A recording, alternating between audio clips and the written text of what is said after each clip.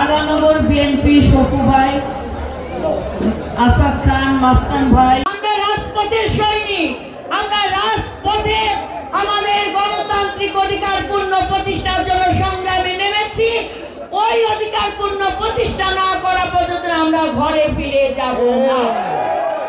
গণতন্ত্রের ধারক, গণতন্ত্রের বাহক হচ্ছে বাংলাদেশ জাতীয়তাবাদী দল, যার প্রতিষ্ঠাতা মহান স্বাধীনতার ঘোষক শহীদ রাষ্ট্রপতি জিয়াউর রহমান, যিনি বাকশালকে ভেঙে বহুদলীয় গণতন্ত্র আমাদের উপহার দিয়েছেন।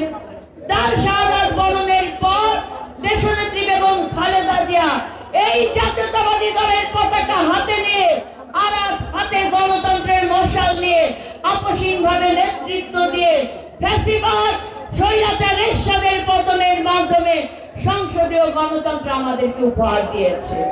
এই বিএনপির হাত দিয়ে 1/11 ষড়যন্ত্রকে মোকাবেলা করে আমরা বাংলাদেশে দেশনেত্রী বেগম খালেদা জিয়ার আপসীন সংগ্রামের মাধ্যমে সকল রাজনৈতিক দলে রাজনীতি করার অধিকারকে আমরা অক্ষুণ্ণ রাখতে সক্ষম হয়েছি। বসুন্ধরা টিস্যু, অশুদ্ধতার বিরুদ্ধে এক বিন্দুও ছাড় নয়। প্রিয় ভাইয়েরা, 17 বছরের ক্লান্তিকাল আমরা অতিক্রম করেছি। গুম, খুন, হত্যার শিকার হয়েছি, মিথ্যা মামলায় জর্জরিত হয়েছি।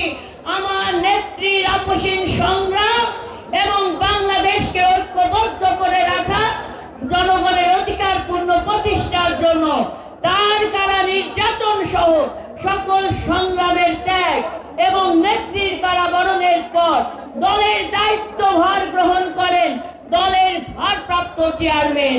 তিনি এখন বাংলাদেশ জাতীয়তাবাদী নেতা হিসেবে পরিচিত নন, তিনি বাংলাদেশের গণতান্ত্রিক আমি জনগণের নেতা, আগামী দিনের রাষ্ট্রপ্রধান দেশনায়ক জনাব তারেক রহমানের নেতৃত্বে এই গণতন্ত্রকে পূর্ণ প্রতিষ্ঠার জন্য আমরা ঐক্যবদ্ধ থেকে ছাত্র জনতার এই গণ অভ্যুত্থানকে আমরা সফল করতে পেরেছি। ভাইরা, আমাদের লক্ষ্য কি এখন চূড়ান্ত হয়েছে? আমরা কি আমাদের লক্ষ্যে পৌঁছতে পেরেছি? আমরা এখনো পারি নাই। যেদিন বাংলাদেশের জনগণ একটি অবাধ, সুষ্ঠু, নিরপেক্ষ নির্বাচনের মাধ্যমে তার ভোট প্রয়োগ করতে পারবে, তখনই আমাদের লক্ষ্যে আমরা পৌঁছতে পারবো।